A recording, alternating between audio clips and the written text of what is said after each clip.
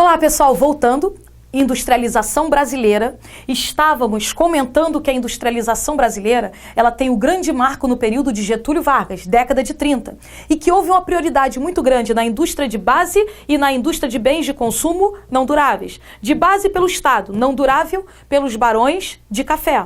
Comentamos que Getúlio Vargas enfatizou indústrias de base de extrema importância no país até hoje, e que priorizou São Paulo, porque lá já tinha lá teve o último ciclo do café e já tinha estrutura para o processo industrial. Ora, outro governo de extrema importância foi Juscelino Kubitschek.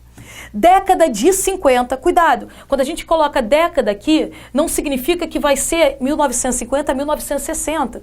Olha, de 56 a 61. Em 53, por exemplo, década de 50, a gente teve Getúlio Vargas criando a Petrobras. Mas, em geral, quando a questão de vestibular coloca década de 50, ela não está querendo falar de Getúlio Vargas, ela está querendo falar de JK. Então, década de 50, período de Juscelino Kubitschek, extremamente importante para o processo industrial brasileiro. Por quê? JK priorizou uma industrialização que juntasse capital. Para JK, a industrialização brasileira de Getúlio Vargas era incompleta.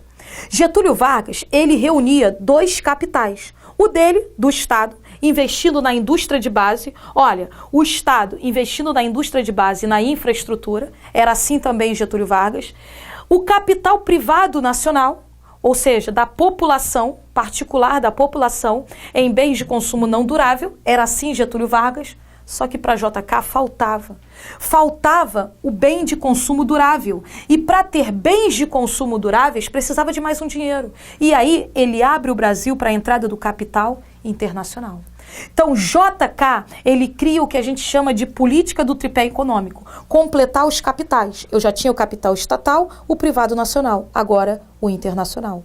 Ele enfatiza a entrada de empresas internacionais para desenvolver no país aquilo que ele achava que estava faltando, os bens de consumo duráveis. Ora, esses bens de consumo duráveis, como eletrodoméstico, eletroeletrônico, tem uma prioridade aí. Olha o período. Essa data, 1956, representa perante os países centrais a segunda Revolução Industrial, porque a terceira Revolução Industrial é de 1970.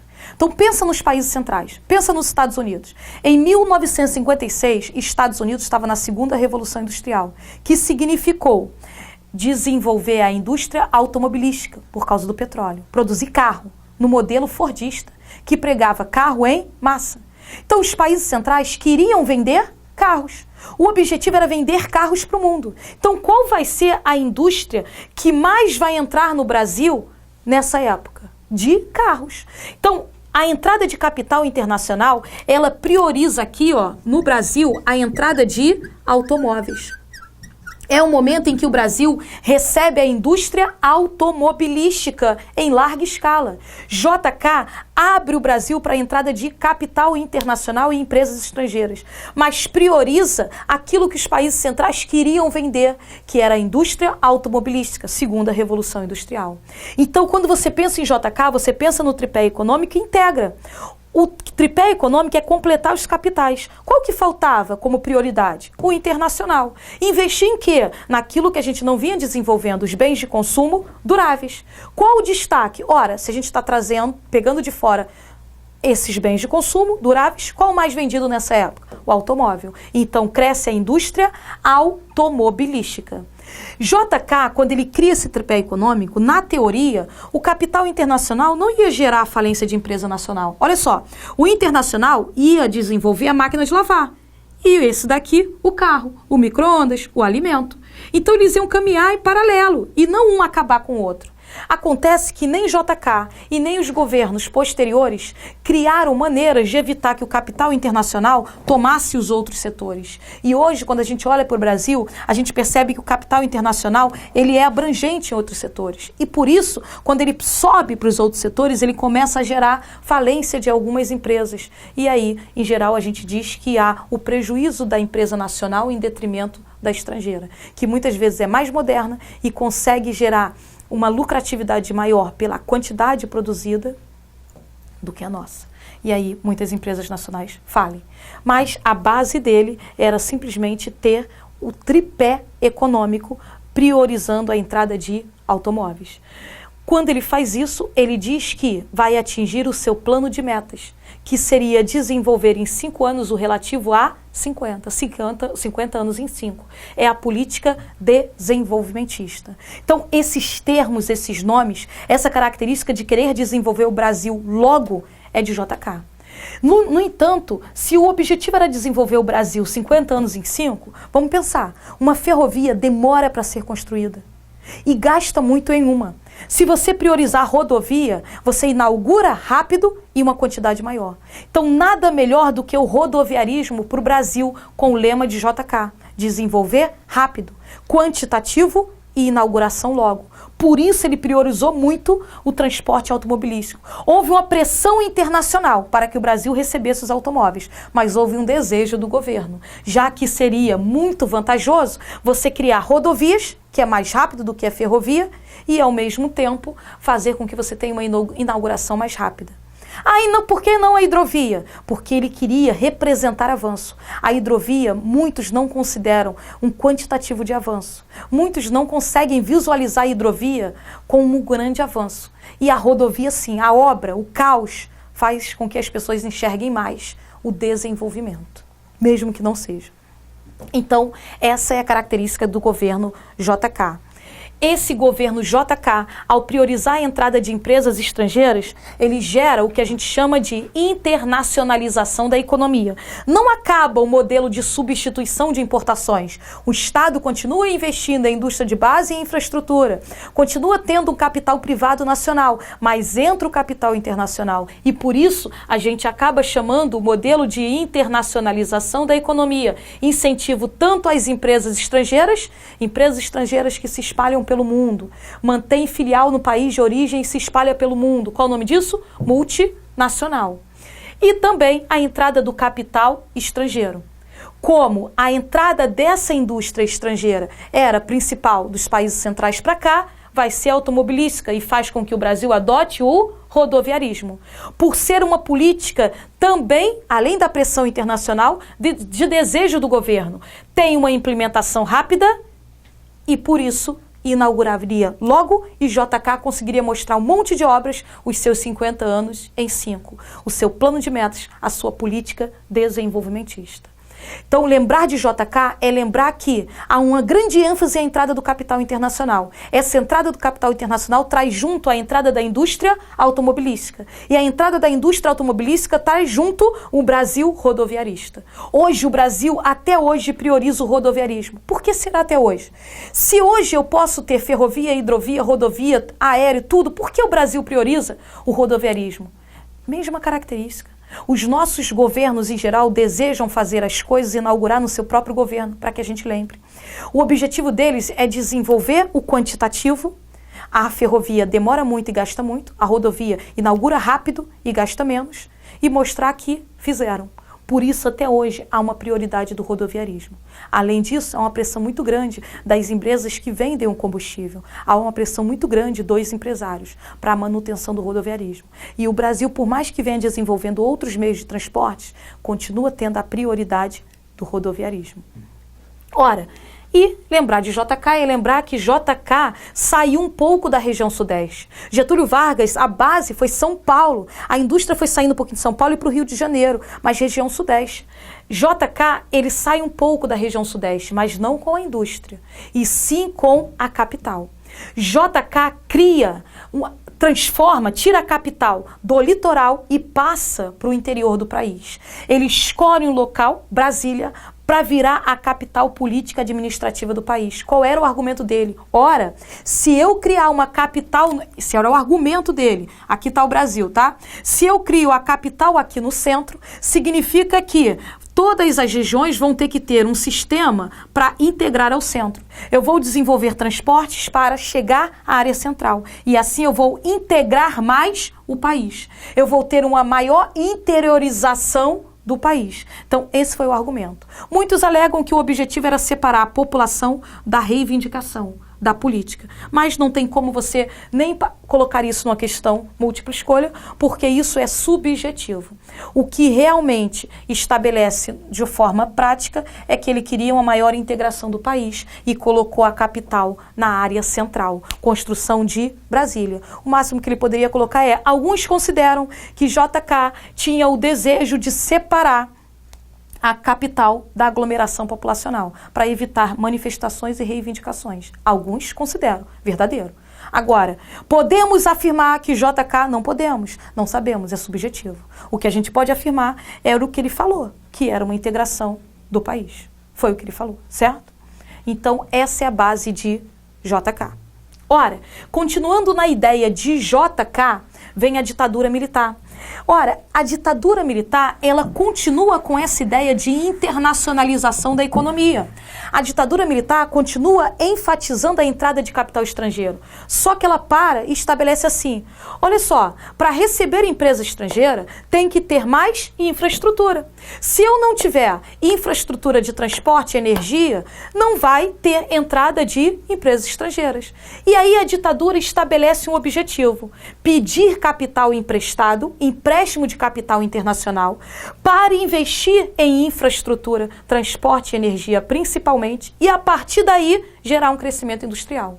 Então, a ditadura militar partia do princípio que ia pedir capital emprestado, mas não ia endividar. Essa era a teoria. Porque esse capital emprestado ia ser para ser criado infraestrutura, mas aí a indústria ia chegar, ia pagar imposto, ia gerar crescimento, mais capital, e o país não ia ficar endividado. No entanto, as obras da ditadura militar, o oferecimento da infraestrutura, foi considerado por muitos como de planejamento inadequado. Ou seja, foram inúmeras obras em áreas que mal eles conheciam. Então, simplesmente pegava o mapa do Brasil e marcava, aqui vai ter uma hidrelétrica, aqui vai ter outra, sem analisar se aquele rio suportava a hidrelétrica. Por exemplo, para ter uma hidrelétrica não basta ter água, tem que ter queda d'água. Se não tiver, eu vou ter que transformar artificialmente. Então, nada melhor para você construir hidrelétrica de você analisar antes se o rio é de planície ou de planalto. O de planalto, a queda d'água é que gera energia. A transformação de energia é pela declividade, pelo rio caudaloso. E eles não analisavam esses detalhes. Então temos algumas hidrelétricas que foram construídas de maneira incorreta. Temos algumas rodovias que não foram terminadas até os dias de hoje. Essas obras que não tiveram o planejamento adequado passaram a ser chamadas de obras faraônicas, para dar ideia que eram obras de grande porte, em que muitas vezes não geraram capital de retorno esperado. Não é que nenhuma obra tenha dado certo. Ora, as obras de infraestrutura do Brasil, muitas vêm da ditadura militar. Então, grande parte das nossas hidrelétricas e rodovias são da ditadura militar. Mas pela quantidade, sem planejamento adequado, houve um endividamento. Gastamos muito mais do que a gente imaginava e não conseguimos receber tanto capital dessas indústrias para pagar. E nos endividamos. Então, a ditadura militar foi marcada por um período de uma grande quantidade de obras. Primeiro ponto. Segundo, essa grande quantidade de obras acabou gerando muitos empréstimos e aí teve como consequência o endividamento. Mesmo tendo como consequência o endividamento, houve um boom de crescimento em infraestrutura e indústria. E esse crescimento teve um momento que foi chamado de milagre econômico. Momento esse de 68 a 73. De 68 a 73, a gente chama de milagre econômico brasileiro. Houve um grande crescimento do país, muito embora mais tarde tenha gerado o endividamento. E para completar, a ditadura militar não enfatizou uma região para ter infraestrutura, para ter obra. A ditadura militar dizia que era necessário integrar o país para não entregar o país para outros países. Então, era necessário evitar que dominassem o Brasil. Para isso, a gente precisava integrar o Brasil. Integrar o Brasil significava criar infraestrutura em todas as regiões, criar infraestrutura na região norte, na região nordeste, na região centro-oeste, na região sudeste, na região sul. Era necessário desenvolver infraestrutura em todas as regiões para gerar investimento internacional e nacional. e, consequentemente, crescimento do país. Então, a base da ditadura militar não ficou apenas em empréstimo internacional, tinha uma finalidade, em criar infraestrutura. No entanto, como o planejamento não foi tão adequado, foram inúmeras obras, muitas acabaram gastando mais do que deveriam e muitas não geraram capital de retorno, e isso acabou endividando o país. Aqui algumas para a gente lembrar: a Transamazônica.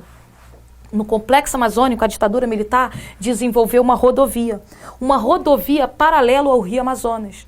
Ou seja, não houve uma prioridade de navegar pelo Rio Amazonas, e sim de criar uma rodovia imensa. Essa rodovia, olha, até hoje não foi terminada. Porque essa rodovia, que diziam que liga lugar a lugar nenhum, em linha reta, ela passa por inúmeras reservas ecológica, indígena, e nem até hoje não houve aprovação para você passar em algumas áreas, e por isso ela não foi terminada. Então foram obras de planejamento inadequado. Imagina quantas pessoas não foram para essa região para ajudar a produzir a Transamazônica. Essas pessoas, quando termina essa característica aqui, acabam gerando inchaço urbano, acabam tendo que se deslocar. Ora, essa Transamazônica, essa rodovia de grande porte, tinha o objetivo de integrar a região do Complexo Amazônico. Mas se o objetivo era integrar, o ideal seriam rodovias pequenas, ligando um estado a outro, e não em linha reta. Mas foi assim o planejamento da ditadura militar. É uma obra considerada negativa, porque até hoje não chegou ao fim. Zona Franca de Manaus. Ora, ela é positiva. Se você analisar, você vai pensar mais no sentido positivo do que negativo. A Zona Franca de Manaus foi criar uma área dentro do Complexo Amazônico, Manaus, em que tivesse no início isenção, ou seja, você não ia pagar, para colocar sua empresa estrangeira. A empresa estrangeira entrava na área de Manaus, na Zona Franca, produzia com taxas baixas e depois vendia a mercadoria para o país, para a população brasileira. Então a população brasileira poderia ter a mercadoria com preço mais baixo e ao mesmo tempo a região estaria ganhando empresas estrangeiras. Logo, uma característica positiva. Itaipu, a maior hidrelétrica brasileira, durante muito tempo foi a maior do mundo, até ter a da China, Três Gargantas. A hidrelétrica de Itaipu, que pega a região sul brasileira, foi um contrato binacional, Brasil-Paraguai. Ora, foi feita pelo Brasil, pelo Paraguai, e hoje abastece uma grande parte do país. É uma hidrelétrica de grande porte, é uma hidrelétrica que abastece uma grande parte do país e até atividade turística. Ora, essa hidrelétrica Brasil-Paraguai, o Brasil consome mais do que os seus 50%. Então ele compra do Paraguai parte da energia que ele não usa e que o Brasil precisa. Foram obras de infraestrutura consideradas. No entanto, o Brasil fez uma outra hidrelétrica na Amazônia chamada Balbina, que foi num rio de planície, em que não houve o desmatamento, simplesmente alagaram.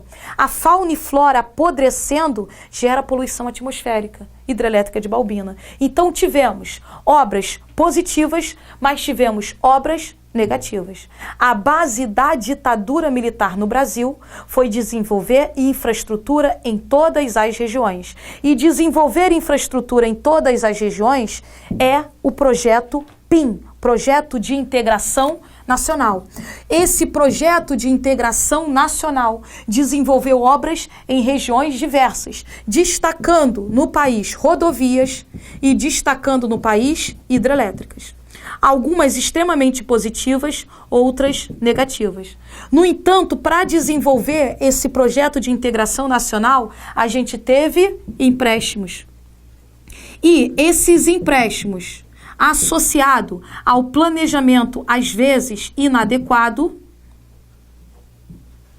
acabou fazendo com que, como resultado, vai ser igual a um período de década perdida, ou seja, arraso. A década seguinte a gente chama de década perdida, que é uma década de endividamento. A década de 80 é considerada a década de endividamento, a década perdida. A década de 80, endividamento, é considerado o período em que o Brasil tem que pagar juros da dívida adquirida por esses grandes empréstimos para as obras faraônicas e o Brasil não tinha como.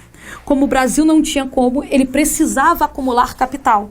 O Brasil não queria simplesmente decretar moratória, não pago, pronto e acabou, e fazer com que o mundo se virasse contra a gente, embora alguns desejassem na época. O Brasil, para cumprir os acordos internacionais, para conseguir pagar pelo menos os juros do que ele devia, resolve adotar uma política de recessão econômica. Recessão econômica, ou seja, está na hora de guardar dinheiro. A política de recessão econômica tem por base guardar dinheiro. Não gasta não, guarda. Ah, o governo está investindo tanto na educação. Não, investe menos. Ah, o governo está investindo tanto na saúde. Não, investe menos. Aumenta o imposto da empresa nacional para o governo arrecadar. Então, a política de recessão econômica, ela contribuiu muito para os problemas sociais brasileiros. Porque o governo aumentou o imposto para a empresa nacional. Se ele aumenta o imposto da empresa nacional, o que vai acontecer com a empresa nacional? Falir. O governo incentiva a entrada de empresas estrangeiras, porque ao mesmo tempo que a gente precisava cumprir o acordo internacional, a gente desejava mostrar crescimento. Se a empresa nacional está falindo, abre para a empresa estrangeira. Aumenta os impostos, mas incentiva a empresa estrangeira. À medida que você vai ter esse aumento de imposto, isso é repassado para o trabalhador, que sofre arrocho salarial. Ou seja, os direitos, o que ele tinha a mais, os ganhos que ele tinha, e que na realidade não necessariamente era obrigação, são retirados. Mas, por outro lado, o Brasil continuava produzindo agricultura. Só que não adiantava tentar vender o que produzia para a gente, porque a gente, em geral, a população estava desempregada, com problemas em relação a salários, empresas falindo o tempo inteiro, empresários nacionais caindo. Então, o que o governo faz? Exportar é o que importa. Enquanto lá na ditadura militar o slogan foi de 68 a 73, milagre econômico brasileiro, agora é exportar é o que importa. Exportar, vende. Vende, isso que é importante. Já que a população não está podendo comprar, vamos vender. Porque quanto mais a gente joga o produto para o mercado externo, mais a gente ganha dinheiro. Não vamos comprar porque não adianta, a população não tem dinheiro. Então vamos vender. O slogan era exportar é o que importa. Essa foi a base da década de 80. E isso traz consequências. Ora, há o aumento do desemprego, há uma falência de empresas nacionais, a gente começa a perceber que mais pessoas desempregadas, problemas com arrocho salarial, leva a população a morar em áreas desprivilegiadas, áreas que não possuem infraestrutura adequada, que nós chamávamos de favelização. Então, começa a ter um problema socioeconômico gritante. Mas, por outro lado, quando eu olho a balança comercial, o Brasil está exportando mais do que importando. Então, a balança comercial está positiva. E perante o mundo, por mais que aqui tivesse um arraso interno, por mais que aqui tivesse com um crescimento dos problemas socioeconômicos, a nível internacional o Brasil estava se recuperando. Ele estava conseguindo acumular capital, cobrando mais da gente e vendendo o produto para fora. Consequentemente, o Brasil passa a ser considerado um país de recuperação. E na década de 90, o Brasil já é considerado um país recuperado na economia mundial, ao ponto de já poder adotar o neoliberalismo, que era a política que os Estados Unidos adotou, é a política dos Estados Unidos e que foi adotada na década de 70, que foi adotada na Inglaterra também. Essa política neoliberal, ela parte do princípio que prega a livre concorrência. O Estado tem que ser de baixa intervenção, o Estado não tem que ser dono da empresa, passa a empresa para o particular, privatizações. No entanto, esse estado de menor intervenção acaba muitas vezes diminuindo o investimento no básico. Passa a infraestrutura para o privado. Por exemplo, pega o setor de ferrovia e passa para a concessão privada. Pega o setor de rodovia e passa para uma empresa que coloca um pedágio. E a gente, ao usar aquela rodovia, a gente já paga o imposto para o governo e ainda paga para passar na rodovia. Então a gente começa a ter um setor, a infraestrutura que antes era arcada pelo governo, agora passa para o privado. A gente começa a pagar mais. Começa a perceber cada vez mais problemas na escola pública, na saúde pública, na infraestrutura pública. Muitos são cobertos pelo privado. E quem não tem capital, piora de situação. esse neoliberalismo que prioriza o baixo investimento do Estado, livre concorrência, que vença o melhor, privatiza as empresas, diminui os gastos públicos, acaba fazendo com que aumente mais ainda os problemas socioeconômicos. Só que, vamos lembrar, os Estados Unidos adotam esse modelo neoliberal em 1970. Eles estavam saindo de uma política do bem-estar social, que gerava emprego em massa, salários, lazer, carga horária reduzida. E aí vem um estado de menor intervenção. Então, a população sente, mas está diminuindo o investimento em cima do que tinha. Olha o Brasil, a gente adota um modelo de baixa intervenção estatal, de diminuição dos gastos públicos em cima da década de 80, que já foi um modelo de diminuição dos gastos públicos, porque havia uma política de recessão econômica. Então, Estados Unidos passa a ter mais problemas socioeconômicos, passa a ter favelização, que quando a gente fala dos Estados Unidos, a gente chama de gueto, guetificação. No entanto, não é como aqui. Aqui a gente adota na década de 90 um governo de estado de baixa intervenção em cima da década de 80, em que o governo já tinha piorado a situação socioeconômica. E por isso a situação interna do Brasil torna-se um caos. Então, a base do neoliberalismo é isso. O que você tem que lembrar é que há uma diferença do neoliberalismo, por exemplo, do Fernando Henrique e do neoliberalismo do Lula e da Dilma. Fernando Henrique Cardoso priorizou um crescimento internacional muito grande. O Lula também priorizou o crescimento internacional e a Dilma. No entanto, eles, por ser um governo que se diz é considerado de esquerda, o governo Lula é também, no período da Dilma, desenvolve mais projetos sociais. Então eles tentam ficar no meio termo, desenvolver a economia, buscar essas características, mas também criando projetos sociais, para que seja caracterizado como um modelo que estabelece uma associação entre as duas coisas, que consegue agradar os dois lados. Muitas vezes pode não dar certo e não agradar nenhum dos dois lados, mas a tentativa é que você consiga desenvolver um crescimento econômico, priorizar essa entrada de capital internacional, multinacionais, quantitativo, Brasil crescendo por quantidade de indústrias, não necessariamente ser indústrias nossas, mas, por outro lado, também desenvolvendo os projetos sociais. Isso vem com o Lula e continua um pouco menos, mas com a Dilma. O governo Fernando Henrique, a gente viu mais claramente o neoliberalismo pela quantidade de privatizações. E quem insere esse modelo no Brasil é Collor de Mello. É a base do neoliberalismo no Brasil. Muito embora Collor saia antes, por causa do confisco na poupança. Lembra que ele gera o confisco na poupança da população, sofre o impeachment. E aí, quem vai ter um período duradouro para estabelecer as regras e as características do neoliberalismo é o Fernando Henrique Cardoso, que é considerado um governo de grandes privatizações, que enfatiza muito essas ideias. Bom, pessoal, até a próxima. Terminamos aí o processo de industrialização brasileira. Abraços.